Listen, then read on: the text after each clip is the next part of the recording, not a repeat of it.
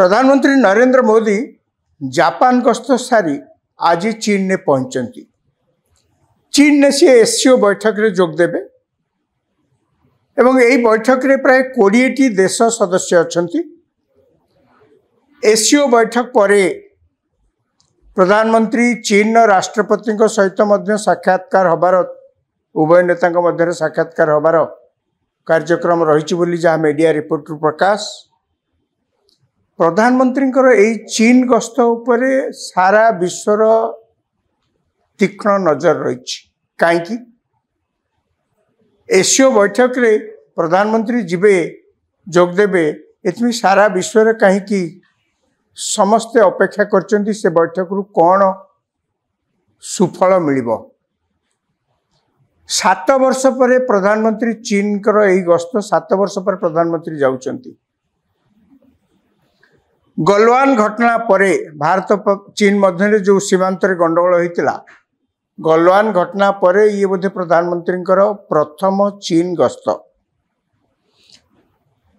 किंतु समस्ते जो कथा को अपेक्षा करचंती तार पृष्ठभूमि है अमेरिका भारत उपरे 50% टैरिफ लागू करने जो निष्पत्ति से ही पृष्ठभूमि रे समस्त अपेक्षा करचंती भारतर चीन मध्य जो संपर्क सी को आड़ को जाउछि। एकथा सत भारत चीन भितर संपर्क एते मधुर केबे नुहे।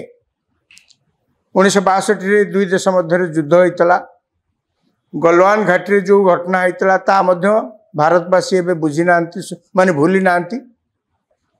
केवल सेतिकी नुहे चीन आमर एक बड़ राइवल आमर कॉम्पिटिटर कहीं ना चीन निश्चित भाव में अमेरिका परे पृथ्वीर द्वितीय बृहत्तम अर्थनीति।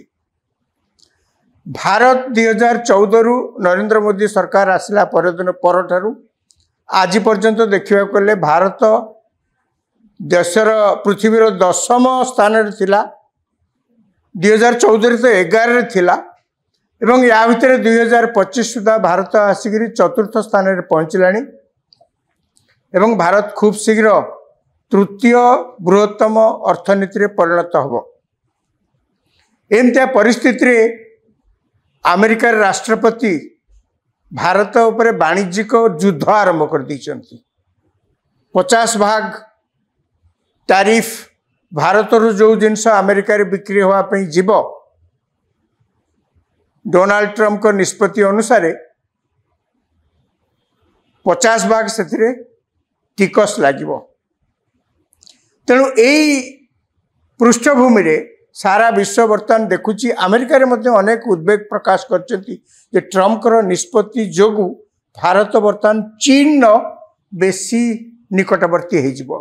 अर्थात भारत चीन भितर जो प्रकार वाद विवाद लगी रही उभय देश ताकू बसी समाधान करी तांको भितर थिबा दूरत्व को आउरी कमे देबे।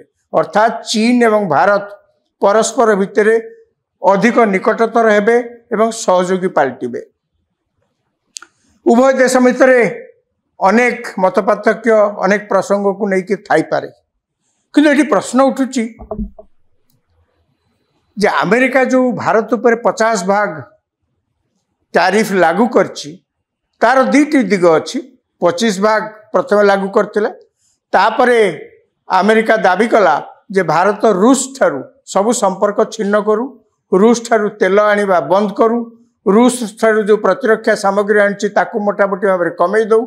एमती अनेक प्रकार दाबी करने फल भारत जेहेतु तांको पाले रे न पड़िला तापरे आउ 25% भारत उपरे जोरिमाना भलिया लागू करछि। अमेरिका रे अनेक या नापसंद करचंती। अमेरिका सबुबेले अमेरिका गोटे गणतांत्रिक देश, भारत होची पृथ्वीर बृहत्तम गणतंत्र। दुई गणतांत्रिक देश भितर ए प्रकार तिक्तता अमेरिकार अनेक गवेषक चिंताशील व्यक्ति एपरिक राजनैतिक लोक माने मध्य पसंद करुनांती। सेमाने एकथा मध्य कहउचंती जे अमेरिकार चीन मध्य शत्रुता सबुबेले रही। वाणिज्यिक शत्रुता, अर्थनैतिक शत्रुता, अनेक प्रकार शत्रुता रही।